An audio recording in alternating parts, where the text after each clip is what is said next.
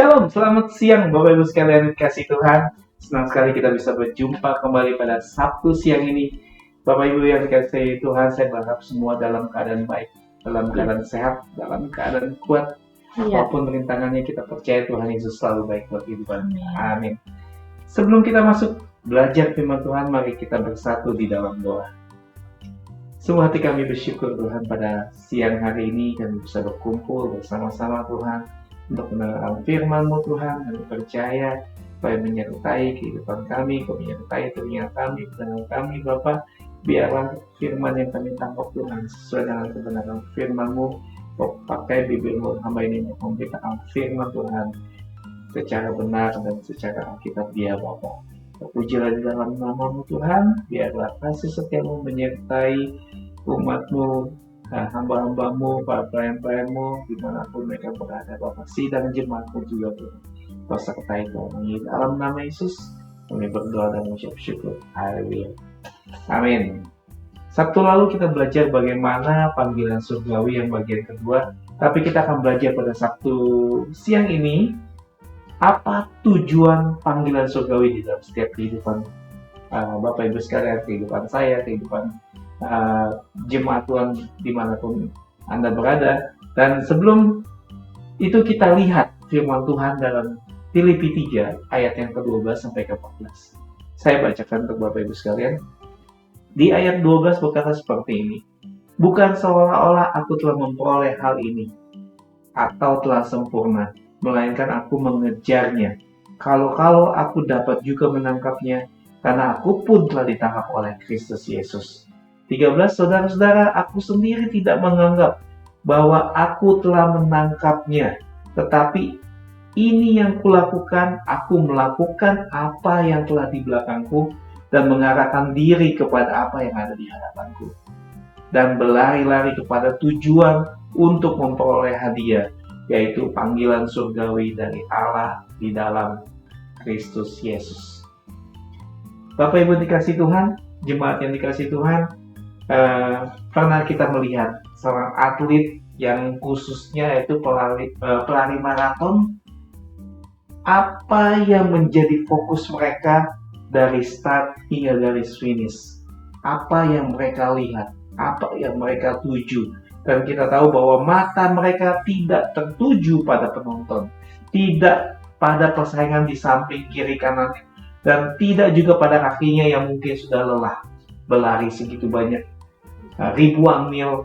Dan kita bisa lihat mata mereka itu tertuju pada satu titik, yaitu apa? Garis finish.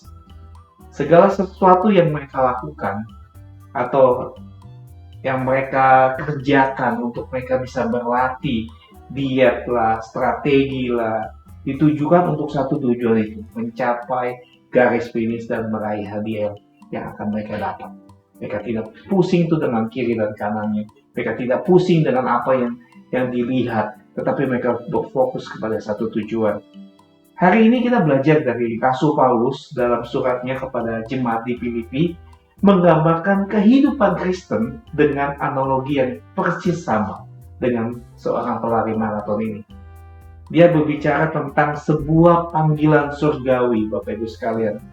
Jadi ini bukan panggilan yang datang dari langit, tetapi sebuah undangan, sebuah pertunjukan, sebuah tujuan akhir yang diberikan oleh Allah sendiri kepada setiap orang yang percaya. Yang setuju katakan amin. Dan inilah yang harus menjadi fokus utama hidup kita, Bapak Ibu sekalian. Dan ada kalau kita baca dari Filipi pasal yang kedua, pasal yang tadi kita baca, pasal 3 ayat yang ke-12 sampai ke-14, ada 3 poin, ada 3 titik yang ingin saya sampaikan. Yang pertama, titik yang pertama itu melupakan masa lalu. Di ayat yang ke-13a, melupakan apa yang ada di belakangku. Dikatakan sebelum Paulus mengenal Kristus, dia adalah seorang yang sangat sukses secara duniawi. Dia seorang terpelajar, dia seorang yang sangat pintar, dia seorang yang berilmu pengetahuan. Dan di ayat yang ke-5 dan ke-6 dikatakan dia menyebutkan, kalau misalnya Bapak Ibu balik ke ayat yang sebelumnya, dia menjabarkan bahwa Paulus ini secara menyebutkan bahwa kurikulum vitae-nya dia sebagai orang Ibrani asli dari suku Benyamin, Farisi yang taat, dan kita bisa lihat dia penganiaya jemaat Tuhan, dan secara hukum Taurat tidak bercacat, Bapak Ibu sekalian. Jadi itu semua adalah prestasi dan identitas lamanya Paulus. Dan tetapi kita perhatikan apa yang dia katakan, melupakan apa yang ada di belakangku. Itu berarti kita menghapus semua ingatan yang ada. Semua pikiran-pikiran yang masa lalu kita harus lupakan. Segala sesuatu yang tidak baik, yang tidak perlu, dia tinggalkan. Kita bisa lihat, melupakan di sini artinya tidak membiarkan masa lalu itu, baik kesuksesan kita maupun kegagalan kita, dia mendefinisikan atau membelenggu kita di dalam perjalanan iman kita. Tapi kita harus tahu, di saat kita memikirkan masa lalu kita, atau kesuksesan kita, atau keberhasilan kita, mungkin kita akan menjadi sombong. Kalau kita bisa memikirkan kegagalan terus, kita akan frustasi. Dan Paulus mengingatkan bahwa ini yang akan membelenggu iman kita, saudara-saudara sekalian. Jadi, kesuksesan masa lalu bisa membuat kita sombong dan merasa sudah cukup puas, cukup segalanya, sehingga kita akan berhenti bertumbuh. Kegagalan dan dosa masa lalu bisa membuat kita merasa tidak layak dan putus asa sehingga berhenti untuk berlari. Ketika kita memikirkan masalah hidup kita akan stuck dengan apa yang kita pikirkan pada saat itu. Dan kita tidak akan bisa maju iman kita tidak bisa maju kehidupan rohani kita. Dan Paulus menegaskan, Paulus melepaskan semua identitas lamanya, baik yang baik maupun yang buruk, karena dia sekarang memiliki identitas baru di dalam Kristus. Untuk kita bisa maju, kalau mobil harus di drive di gigi D atau drive, bukan di gigi reverse atau R. Kalau kita ingin maju, Bapak Ibu sekalian, kita harus memikirkan apa yang ada di depan kita. Demikian juga kalau kita tidak bisa maju menuju panggilan surgawi, jika mata kita terus menatap kepada masa lalu atau ke masa-masa yang keberhasilan kita, oh dulu saya begini, oh dulu saya berhasil, oh dulu saya orang kaya, segala macam, kehidupan kita tidak akan maju, Bapak Ibu sekalian. Dan kita harus tahu, kehidupan anak-anak Tuhan harus maju satu langkah di depan. Untuk apa? Untuk kita bisa melihat bahwa kita masih memegang iman kita, Bapak Ibu. Bukan untuk menurunkan standar iman kita, tetapi kita harus meningkatkan standar iman kita. Yang kedua, titik yang kedua itu mengarahkan diri pada masa depan. Ayat yang ke-13b sampai ayat ke-14. Jadi mengarahkan diri kepada apa yang ada di hadapan kita. Lalu apa kata Paulus? Dan apa yang Paulus lakukan setelah melupakan yang di belakang? Tindakan apa yang dia ambil? Dia mengarahkan diri kepada apa yang ada di hadapan. Kata mengarahkan diri ini adalah sebuah kata kerja yang aktif. Itu adalah sebuah usaha, sebuah disiplin, sebuah konsentrasi. Ketika pelari maraton mengarahkan tujuan untuk menang di garis sampai finish, dia fokus hanya satu pada tujuan, fokus kepada apa yang ada di depannya. Dan tujuan mengarahkannya ini sangat jelas. Aku berlari-lari kepada tujuan untuk memperoleh hadiah, yaitu panggilan surgawi dari Allah, yaitu tentang Kristus Yesus. Aku berlari-lari, kata berlari-lari ini menunjukkan usaha dan kesungguhan. Iman Kristen bukanlah santai atau jalan-jalan santai, tetapi sebuah perlombaan yang membutuhkan ketekunan. Dalam Ibrani 12 ayat yang pertama. Ada tujuan, ada goalnya. Ini adalah garis finishnya. Itu adalah akhir dari perlombaan kita, Bapak Ibu. Yaitu keselamatan yang sempurna, persekutuan yang abadi dengan Allah, tubuh kemuliaan dan kehidupan di bumi yang baru. Ada tujuan, ada goal, ada pencapaian yang harus kita capai. Ada rewardnya yang kita bisa dapatkan, hadiah-hadiah dari relasi, dari panggilan itu sendiri. Ketika kita percaya, ketika kita mengakhiri kehidupan kita sampai garis akhir, Tuhan memberikan reward, memberikan upah. Karena setiap kita hidup untuk mengejar reward itu, kekekalan itu yang kita harus kejar. Karena hadiah ini adalah Kristus itu sendiri, sang tujuan akhir kita, bukan emas, bukan uang, bukan mahkota, tetapi Kristus itu sendiri, Bapak Ibu sekalian. Tuhan Yesus itu sendiri. Panggilan surgawi itu bukan hadiahnya, tetapi panggilan itu menjadi hadiah saat kita mencapainya. Panggilan surgawi itu adalah suatu motivasi kita. Ini akan memberikan kita kekuatan saat kita lelah, harapan saat kita putus asa, dan sukacita di tengah-tengah penderitaan kita. Yang pertama apa tadi kita sudah bahas? Yang pertama itu melupakan masa lalu.